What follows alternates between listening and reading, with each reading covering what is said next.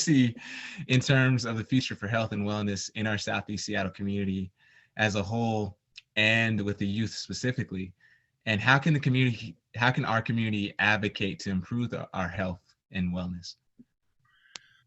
Well, this really feels like a defining moment, in the first couple of months of 2021, as we're edging up on an anniversary of a pandemic, which has mostly just been a revealer of the underlying uh, disparities and racism and disenfranchisement that a lot of communities have felt. But I guess along with that is this opportunity to, I think, be extra loud, to be Mm, extra collaborative, to pull together as a community and to speak up loud and proud about what really matters, because it's clear to me that communities know best what's best for communities, and that there are people out there beyond our community that just really don't know what to do to help support our well-being. So, I think we got to grab that rudder and name our destiny, find that star we want to orient to, and just stay on that course. I do want to ask, because when it comes to community, obviously we think about sort of interpersonal relationships and interpersonal dynamics. And so I want to ask you, how do we keep the human touch, in our medical field and our health system when, there's so much technological advancement in this age? Telehealth is becoming more and more pervasive. So I want to ask you, are we regressing communally as we advance technologically, and how do we not do that? That's a great question. And it's the kind of setup question that 10 years from now, any answer is going to be way off. Fair enough. But I do believe in the possibility of the strength of community showing up in everything, regardless of its space in technology or its space in innovation or any of those other kinds of changes. By necessity, we are going through a time here when we've needed to amplify our ability to do distance things, everything, distance learning, distance meeting, distance interviewing, Right. even in distance healthcare. And I actually do believe that that is not a contradistinction to community. And Mm, I've seen so many great examples of community gatherings. Sometimes community just defined as folks with a shared heritage, but actually living far apart. As I consider how different neighborhoods get gentrified and dispersed and pushed in different directions, maybe that same technological age of using distance and erasing the distance in it could be something that could really help reinforce the strength of community, even if that grandson lives further than from that grandmother than they used to, or if that place of worship is harder to reach than it used to be. So I think the important question is how do we make whatever's happening work for us in the best possible way? I'm not sure I answered your question, but I think that there's a lot more possibility than there are barriers. how can we put lived experience at the center of medicine and health? As you talk so often about, there shouldn't be a one size fits all solution, because the one size fits all solution often is a one size fits none solution. Yeah, I think that's a really great, better part of that question that I didn't catch in the first piece. So thank you for restating it. I think one of the most important pieces, just to be honest, is that more people that look like us need to be in healthcare. I think Mm, that's a prerequisite to improving healthcare generally, because I know that black, brown child with a rich family ancestry and an amazing host of experiences that are more on the lived scale than on the degreed scale. That person is actually going to make everybody in society better and healthier. So it's a gift to everyone. I also believe that there needs to be a journey that goes from test score results and I don't know, articles published in a scientific journal, and that moves much more to the idea of well earned and well learned lived experiences and the regard and consideration and relationship that somebody has with someone else in their community. Those should be the things that really um, are lifted up much more highly. I would love to see the healthcare training program interview question be all about sort of tell me how you are connected to your community. Tell me what you have learned in the days in which you've traversed the roads and pathways of your community, and tell me how that's going to make you a great healthcare provider. Well, I want to ask you too, with in sticking with our community, it's obviously one of the Southeast Seattle, anyhow, is one of the most diverse areas of the city, if not the most diverse. And so I want to ask you, how can that diversity help enhance our approach to health? How can we become a model for community-based health across this country? This is such a great question. And my mind goes to this concept that actually has great examples in our community. So the concept to me is focused universalism. And the idea sort of puts maybe some bad parts of American culture on its head. Because focused universalism in my book means that the folks who are most impacted by challenges in our society are most adept at developing solutions. And when you start applying solutions based on those who are most marginalized, most impacted, most facing the most challenges, then those solutions start to help everybody. So I don't know, I guess the first year of college kind of example is the curb cutout on the street, which is done initially to allow a person with a different kind of ability to cross the street and get up on a curve. But before you know it, that curb cutout is helping an elder, a respected person with walking difficulty get across the street safely. It's encouraging members of a community to cross at the intersection in a safer way. It's allowing that mom with that beautiful baby in a stroller to get across the street safely. And so in a way, focusing on the needs of that person with a disability or a different ability ends up benefiting everybody. That's the classic example of focused universalism. The example I see in South Seattle communities is really around what I've seen with community health boards and how the Somali Health Board had taken this bold step to define health on their own terms, to create a focus, a nidus, a gathering place and space for the Somali community to speak to their own health needs, to promote and lift up health care providers and bring more young people into the healthcare field. All of those things from the Somali Health Board.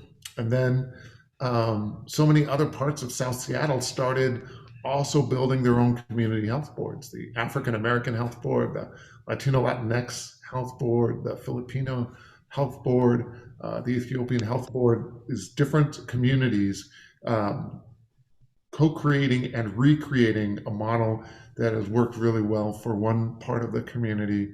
That's the essence of multiculturalism, right? Of Mm. talented different sectors of a community, demonstrating what can happen, showing how to make it happen, sharing that growth and that ability broadly and widely, and then really supporting these other parts of the community in creating their own spaces and creating their own places to stand up for what they need. When we do have people from our community who go into the medical field, or go to get training, I should say, in the medical field, how can we best support them as a community? Knowing that we obviously want them to come back and use that training here within our community if they can.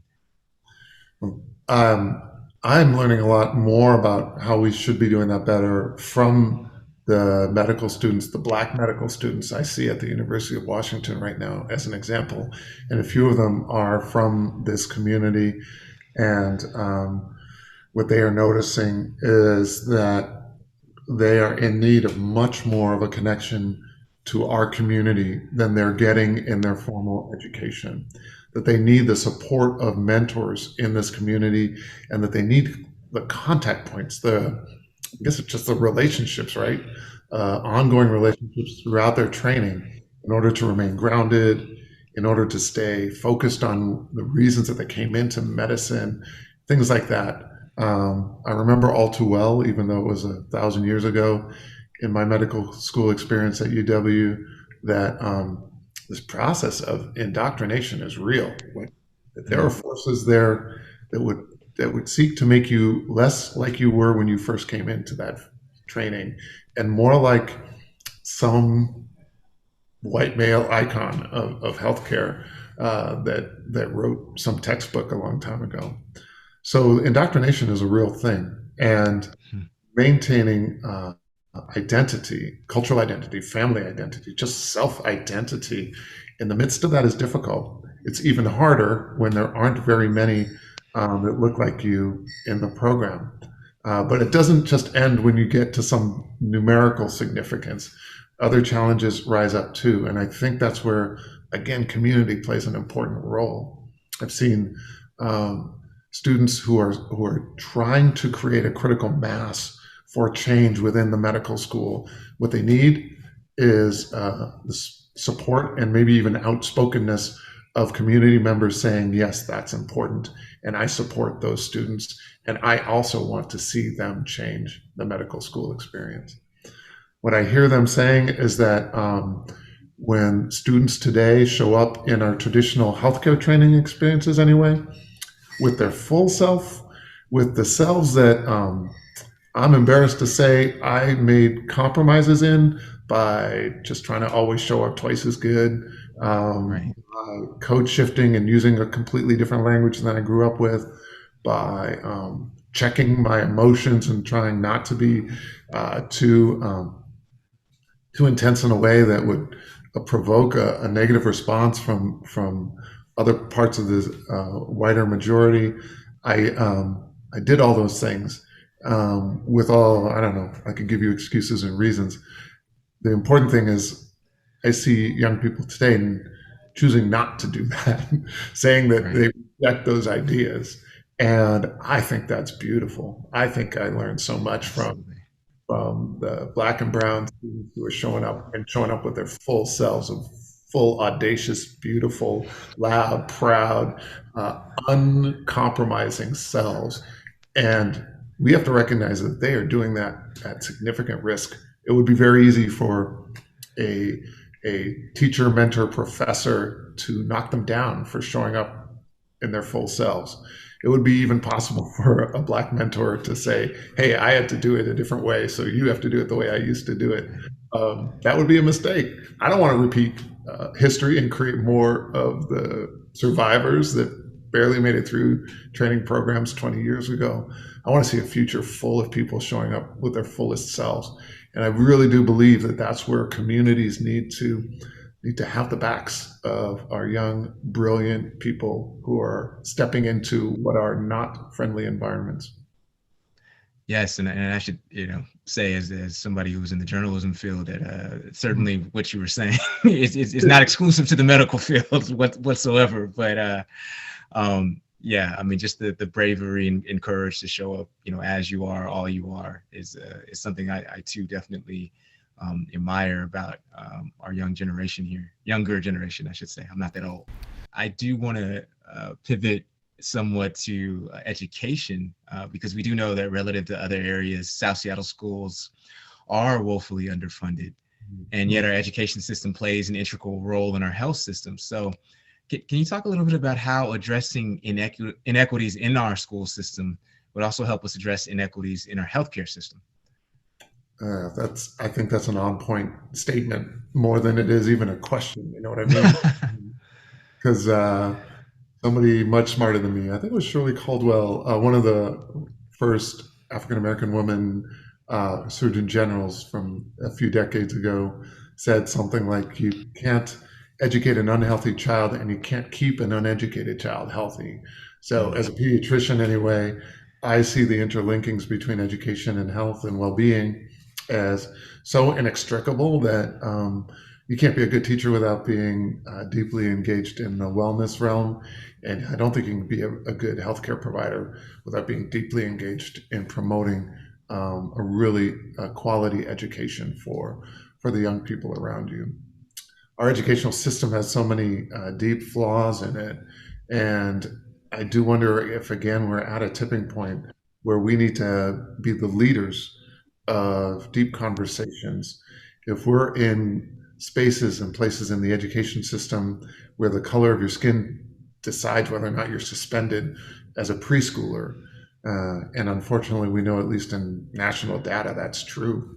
If you're Mm. Black, you're 3.5 times more likely to be suspended from preschool for the very same behavior that a white preschooler might engage in. If we are creating pathways towards deferred futures, towards inopportunity, more ways than we're creating pathways towards opportunity, then we need to really question the systems and not the individuals, not the students themselves. And this is a time maybe for us to be really pushing those important conversations as well. I think that there have been interesting experiments and practices in education by us for us based on our lived experiences and our ancestors' experiences that I believe are worth revisiting again. I think the same is true for healthcare. I hear, about the developments of places like the Tubman Center for Health, which really understands the idea that there are components of health and well-being for Black people, African American, African immigrant people who have health needs, issues, perspectives, motivations, and treatments that are just very distinct from other corners and corridors of society, just as the Indian Health Service, the indigenous healthcare system, needs to be known, owned, and run by indigenous peoples. I think the same is true for different parts of our communities in all over, including in South Seattle. So I think that we need to have those kinds of conversations again, and I think we need to be open to the idea that we're all actually much more experts than the experts think we are. So speaking of the medical field, in your estimation, if someone was, let's say, you're a freshman in high school, or entering into high school, and they're thinking about their future and wanting to go into the medical field, what area would you advise them? What track would you advise them to go into? That's a good question because I think that there's a lot of merit in just about any specialty or area of the current healthcare structure. It is so important for us to see us just amazing, brilliant Black nephrologists and surgeons Mm. and radiologists and dermatologists. There are so many fields. Well, dermatology, every basis of training, at least visual training that I know of in dermatology, is still based on white skin. So if Wow. you are indigenous, if you are from the Native Hawaiian or Pacific Islander region, if you are Latino, Hispanic, Latinx, um, everything you're trained on is based on white skin, and it's another example of that single story approach to American society that we need to break out of. I felt drawn to working with kids in primary care and communities, and I'm so happy to have had the chance to do that. I also felt like I very much explored and embraced many other kinds of care. I loved my pediatric surgery rotation. I thought I did some cardiology research and was interested in that. Um, so if everyone has a chance to follow their heart, then I think the kind of diversity in the kind of realms that we need will be realized. And Yeah, I don't totally want to see a future where um, the black doctor or nurse practitioner or therapist only feels like they can work in one space.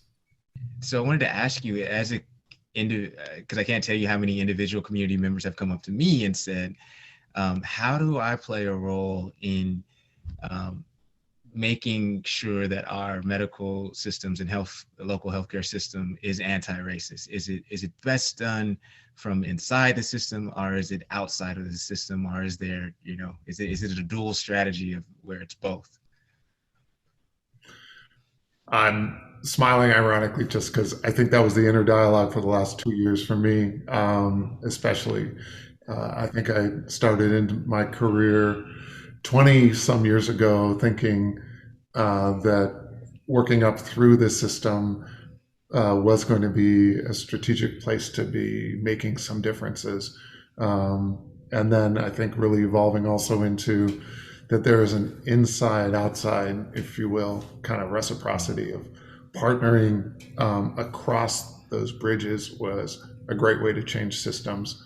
Um, this is my opinion, but I feel like much of the healthcare system has moved deeper towards a corporate culture. And as they've moved deeper towards that corporate culture, especially in the last 5 or 10 years, there's been a greater abandonment of elements of community, of equity, of anti-racism, of anti-bias. It's really been about the model that squeezes the most dollars out of the system kind of approach. And as entities get more successful in that way, they fly further and further away from what I believe their missions were, especially when we're talking about nonprofit hospitals. Um, Right. so I think there's been more and more lip service to equity in the past 5, 6, 10 years, certainly in the last year. And there's been actually at the same time more concerted effort to grip and grasp and hoard power at the highest levels of hospitals and other big institutions. And I don't even know if that's conscious within the individuals in those systems, but I do know that that trend has gotten deeper and deeper. And for some people, for different people, they've had different choices they had to make. I found myself in a position where my voice was pretty much erased within the system. Um, in many ways, I was doing much more outside of the hospital system than I was able to do inside. And at some point, it really became clear that for me, my voice was more useful outside. No one wanted to hear anything inside the system that I was saying, so I had to make that call for myself. But there are many great, especially great Black women who stayed with, like Seattle Children's Hospital, the hospital I worked for, and have stayed with the the other parts of healthcare, and I think are really striving to make a big difference, and are using all of their brilliance, all of their energy to do that. They need support from the outside, I think, as well, because they're up against a pretty big opponent in the status quo. Uh, I could spend another 2 hours talking to you about that subject, but as we're coming on the finish line, I'll leave that there and ask you my next couple of questions here. And the first of the last two is that when I was growing up in South Seattle, and I've been pretty much a lifelong South Seattleite, other than a quick stint in LA for a bit, but I always remember South Seattle being referred to as a medical services desert. So I'm wondering, how would you suggest that we grow our health infrastructure in South Seattle so it's accessible to all South End residents and maintains, some level of community centrism? It's a really good question. I do think that there are components like, I've already mentioned the Tubman Center and other places that are really trying to actually grow their own health system, not even rely at Right. all on changing the existence. system, and I think that's beautiful and needs to be watched and supported and celebrated and recreated. I think that the health boards actually really are something important because they exist outside of the traditional healthcare system as well, and they're open spaces for people to really name what they need the most and how they need to get it. I think that I'm going to say I hope that in this time when we're watching racism and gaps in services and disparities actually reveal themselves at an even deeper and deeper level, there's possibly a space right now to demand a lot more. The combination of what I really hope is a true opportunity for a reckoning of racism and so many just clearly in your face examples of how racism has bent healthcare away from the communities that really deserve the best possible dignified care. This is a unique moment right now, and I think that this is the time when that question should be asked of community members at broad tables in big collaborative ways, and it should be asked by the healthcare system leadership. It should be asked by the public health leadership. It should be asked within communities themselves, and the answers should be listened to. Guesses or prognostications will most likely be wrong in 10 years, but I am asking you to future gaze a bit. And, 10 years from now, what do you want to be able to say about our Southeast Seattle community that you can't necessarily say about it now? And this could, be in the realm of healthcare. This could just, be in the realm of just general wellness of our community. But what do you want to be able to say about our community that you can't necessarily say today? Hmm. This would probably be a matter of degrees because I think there's so many things you can say about the South Seattle community today. I think I would maybe approach this question from an internal and an external eye. Perhaps from the internal eye, I would like to be able to say that the threat of toxic capitalism on the community is eliminated as a daily existential threat. And I think right now, the concern and the worry about sustaining cultural identity or the opportunity for culture to hold space within South Seattle is still something that is just a constant thing that you have to be prepared for, right? As part of a community that you have to be guarding against, that you have to rally responses to. Like that's a big energy and resource drain. And maybe I just hope to see 10 years from now that all of that energy that had to go into like defending and protecting could go into growing and celebrating and evolving in that way.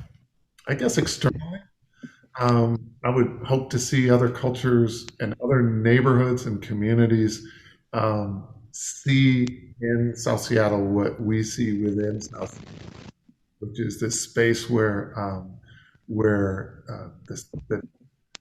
that statement that like organizations sometimes make about our strength is our diversity and blah blah blah, but we don't want to interview and all that. Whatever the organizations, Right.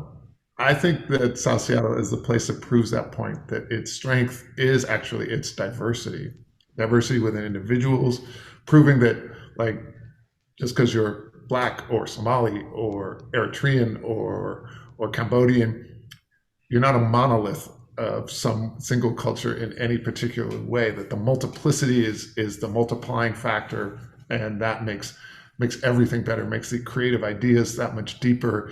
Makes other people think of things you never thought of, and together you think of things that nobody ever thought of.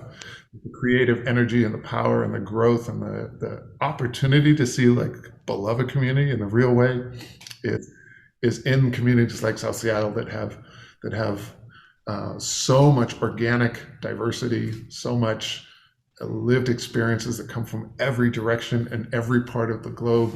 So much of the lives are combining to make the next lives better. That's what I want other people to see in South Seattle. That's what I want other communities, other cities, other states to be inspired by.